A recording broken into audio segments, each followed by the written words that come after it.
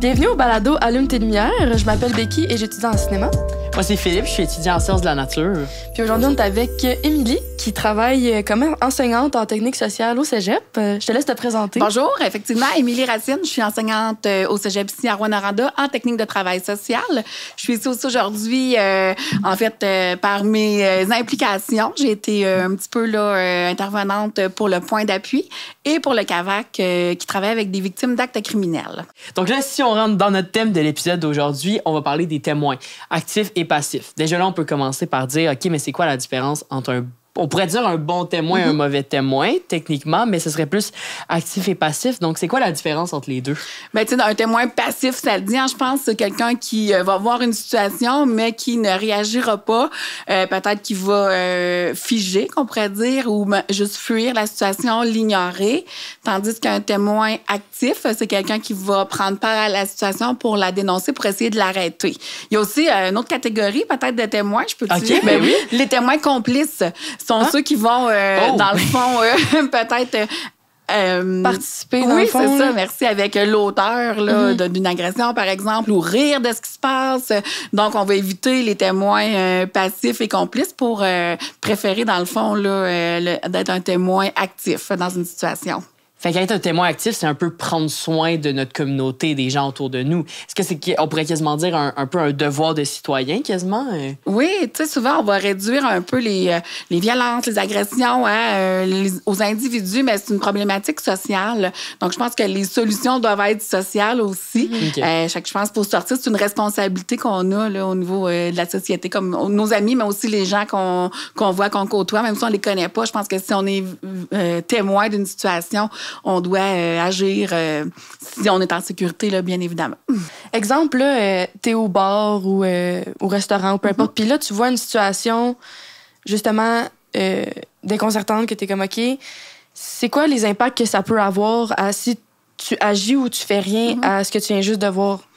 Souvent, les réactions qu'on a ou quand une personne est victime, notre première réaction est vraiment cruciale pour le rétablissement de tout ça qu'on dit là, pour la personne victime. Donc, si on ne réagit pas, qu'est-ce que ça peut avoir comme impact? Ben, c'est que la personne, elle sent peut-être que c'est pas valide ce qu'elle a vécu. Et c'est peut-être, c'est peut-être pas si pire que ça, c'est peut-être banal, je réagis peut-être trop fortement. Donc, tout ça, au début, là, dans les premiers moments, ça peut arriver. Donc, s'il n'y a pas de réaction, elle peut se sentir seule, isolée, tout ça. Tandis que si on intervient, ben ça vient montrer que la personne, tu sais, elle est pas folle.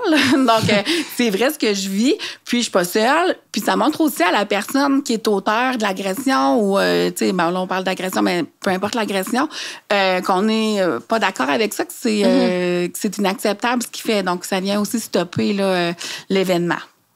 Fait qu'on peut dire que c'est quand même une réaction normale de freezer. Tu sais, admettons, devant une situation que t'es comme, mon Dieu, tu t'es en train de regarder de quoi, tu vois une personne se faire agresser, ben c'est normal de freezer au début puis de pas savoir quoi faire. Oui, c'est ça. Il y a même des psychologues qui ont fait des recherches là-dessus, là, puis là, je me souviens plus du terme là, qu'ils ont utilisé, mais c'est les témoins, pas freezés, mais en tout cas, j'oublie le nom. Mais c'est ça. Pourquoi qu'on gèle ou qu'on n'intervient pas? Il y a des raisons pour ça.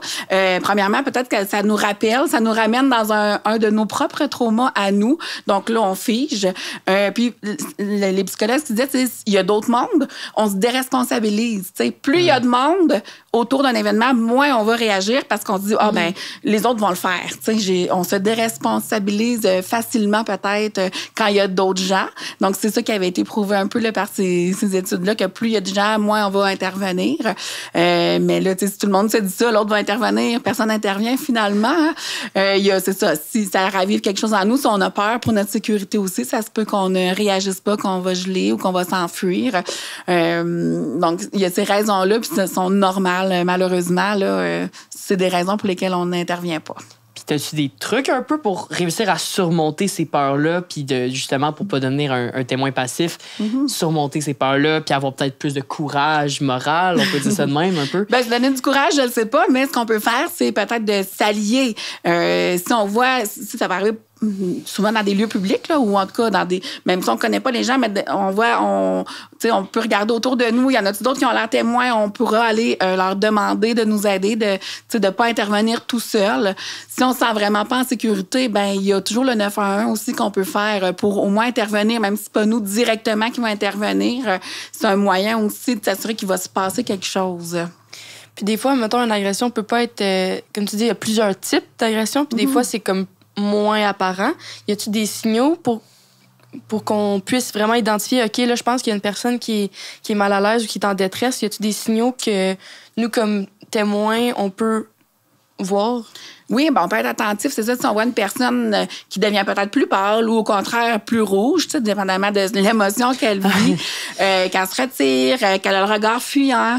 C'est tous des signes qui peuvent nous montrer qu'elle vit une situation où ce qui n'est pas bien, quelqu'un qui va peut-être serrer les poings, pleurer aussi, être vraiment mal à l'aise. C'est des signes qu'on peut observer chez une personne qui vit un moment là, qui est pas qui est pas intéressant, une agression ou peu importe. Là, des fois, il n'y a pas d'agression, mais on est mieux de vérifier que de rien faire aussi. C'est sûr. Oui. Puis, il y a aussi des signes qu'on peut regarder chez la personne auteur de l'agression. Tu sais, si on voit quelqu'un qui crie, je sais pas, mais on est dans une rangée au Canadian Tire ou, je sais pas, on peut nommer on est dans une rangée dans un commerce. Ça peut arriver n'importe où. Ben, c'est ça, on voit une situation, je sais pas, quelqu'un crie après un autre, tout ça, puis là, ben, qu'est-ce qu'on fait? Tu sais, on n'est pas toujours à l'aise, mais crier, rire fort de quelqu'un, quelqu'un, justement, qui a l'air plus agressif, c'est des signes aussi qu'on peut regarder chez l'auteur des agressions.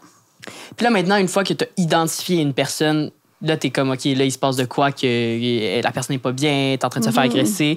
Comment il faut réagir maintenant? Qu'est-ce qu'on fait? C'est ça. En gros, qu'est-ce qu'on fait? Oui, c'est ça. Ben, il y a quelques étapes, en fait, qu'on peut faire. C'est sûr que, premièrement, on s'assure de notre sécurité.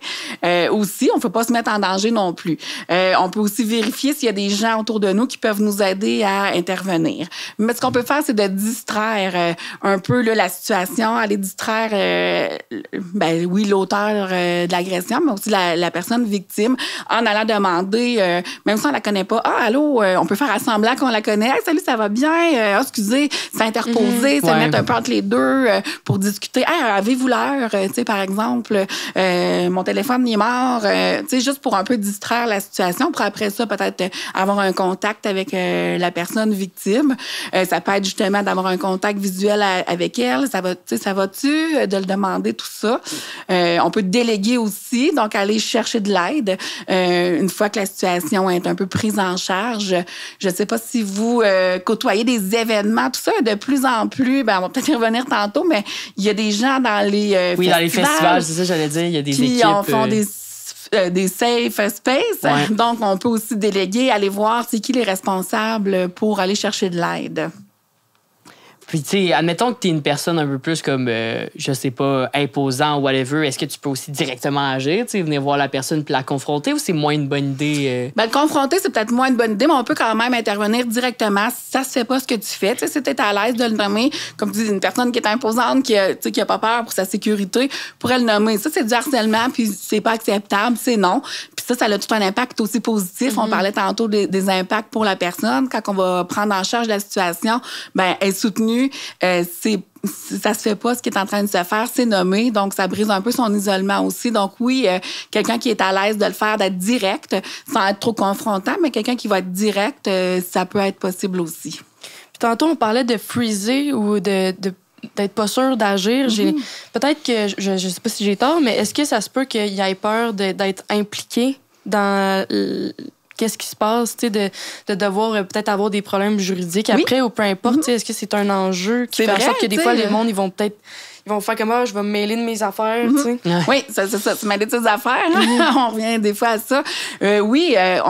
Tantôt, vous avez un exemple. Au bar, on est témoin d'une agression peut-être sexuelle. Là, si je parle, si je m'interpose, est-ce que je vais t'appeler à aller témoigner? Ça me tente pas, tu sais, ça l'implique peut-être beaucoup. Fait que oui, effectivement, c'est des situations qui peuvent faire en sorte que non, je ferai rien, je veux pas de trouble. Donc, tu sais, on sait que ça peut être long, tout ce processus-là. Tu sais, s'ils interviennent, est-ce que c'est vrai qu'ils vont avoir des problèmes, tu sais, plus tard. Ben, c'est pas des problèmes, en fait. Ouais. Là, c'est sûr que la personne pourrait être témoin. Oui, elle pourrait être peut-être appelée à intervenir. À ce moment-là, est-ce qu'elle veut? Tu sais, il y a toujours aussi là, des discussions à avoir au niveau peut-être plus juridique. Là. On n'ira peut-être pas trop dans ce côté-là, mais... c'est ça, la personne... Faut pas avoir peur, finalement. Il n'y a pas de conséquences là, à bien intervenir dans une situation. Ben, les conséquences vont être surtout positives pour la personne victime. Puis le reste aussi, des gens qui sont là, qui voient ça, qu'on dénonce les agressions. Je pense qu'il faut... c'est ça, faut en prendre part, c'est une responsabilité sociale qu'on a de dénoncer, d'agir. C'est pas privé, tu sais, on dit la violence conjugale, les agressions, c'est privé. Non, c'est des problématiques sociales, donc faut sortir de cette peut-être cette lunette là que ça va se régler entre eux. C'est un point intéressant, ça, tu sais, quand tu sais que c'est un couple genre puis qu'ils sont en train de se pogner, puis tu vois que c'est en train de dégénérer, des fois tu te dis c'est un couple là, t'es comme tu sais c'est leurs affaires. Mais c'est vrai que ça peut... Des fois, c'est une personne qui est dans une relation toxique, puis c'est bien mieux d'agir dans cette situation-là que de laisser ça aller. C'est ça, parce qu'on est témoin, ben faut le dénoncer. Tu sais, s'il y a des enfants victimes de violence, peut-être que c'est plus facile, ou même des fois c'est dur aussi, mais de le dénoncer, mais dans une relation de couple aussi, ou c'est ça, c'est des amis des fois, mais on dénonce quand même. Si c'est dans notre entourage aussi, tu sais, là, on parle un peu tantôt de je suis témoin de quelque chose un peu plus externe à moi, mais si c'est dans notre entourage, dans notre groupe d'amis, ben il faut les dénoncer aussi, ces choses-là, là. Puis ça peut arriver, je pense, dans tous les groupes d'âge, tu sais, des situations comme ça, puis être témoin.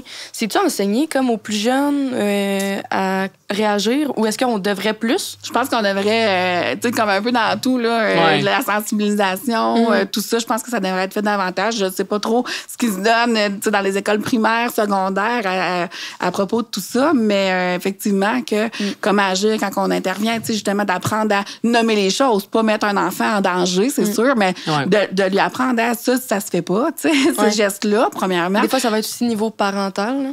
Puis, comment qu'on intervient si toi, t'es victime, tu sais, dans un milieu de travail aussi. Si j'ai 16 ans, je travaille, je sais pas, au public, je vois quelque chose, qu'est-ce que je fais, tu sais? Donc, de former aussi, tu sais, les employeurs pour que chaque personne puisse savoir à qui se référer, par exemple, dans le cas d'une agression ou qu'elle est témoin d'une problématique, là. Ben, merci beaucoup, Émilie. C'était vraiment une super discussion, je trouve. On en a vraiment appris, puis je pense que c'est ça, dans notre société d'aujourd'hui, c'est important, je pense, d'avoir ce devoir-là, de vouloir être un témoin actif pour pouvoir, justement, éviter que ça se produise. Faire une différence. Faire une différence, exactement. Ça fait plaisir. Ben, merci à toi. Merci. Donc, pour ceux qui écoutent, j'aimerais vous rappeler que ce podcast-là fait partie de la campagne Allume tes lumières organisée par le comité HIVCS. Puis si vous avez des questions, vous avez besoin de renseignements, n'hésitez pas à contacter les plateformes d'Allume tes lumières. Merci beaucoup.